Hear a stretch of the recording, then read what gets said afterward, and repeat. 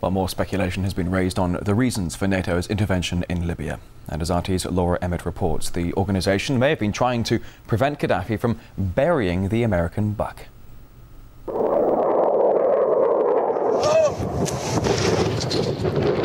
According to some, it's about protecting civilians.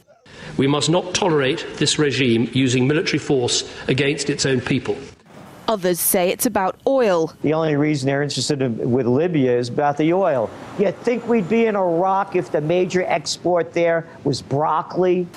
But some are convinced intervention in Libya is all about currency, specifically Gaddafi's plan to introduce the gold dinar, a single African currency made from gold, a true sharing of the wealth. It's one of these things that you have to plan almost in secret, because as soon as you say you're going to change over from the dollar to something else, you're going to be targeted. There were two conferences on this, one in '96 and another one in the year 2000, called the World Mataba Conference, organised by Gaddafi. And everybody was interested, and I think most countries in Africa were keen.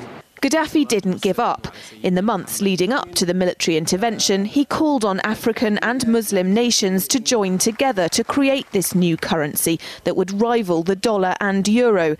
They would sell oil and other resources around the world only for gold dinars. It's an idea that would shift the economic balance of the world. Countries' wealth would depend on how much gold they have, not how many dollars they trade. And Libya has 144 tons of gold. The UK has double that, but 10 times the population. If Gaddafi had an intent to try to reprice his oil or whatever else the country was selling in the global markets and accept something else as a currency, or maybe launch a gold dinar currency, any move such as that would certainly not be welcomed by the power elite today who are responsible for controlling the world's central banks. So yes, that would certainly be something that would cause his immediate dismissal and the need for other reasons to be brought forth for removing him from power. It's happened before.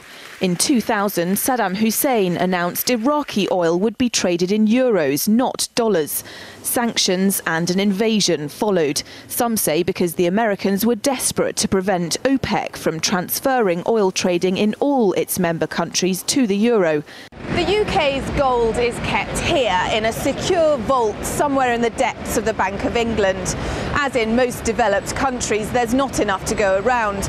But that's not the case in places like Libya and many of the Gulf states. A gold dinar would have given oil-rich African and Middle Eastern countries the power to turn around to their energy-hungry customers and say, sorry, the price has gone up and we want gold. Some say the US and its NATO allies literally couldn't afford to let that happen. Laura Emmett, RT, London.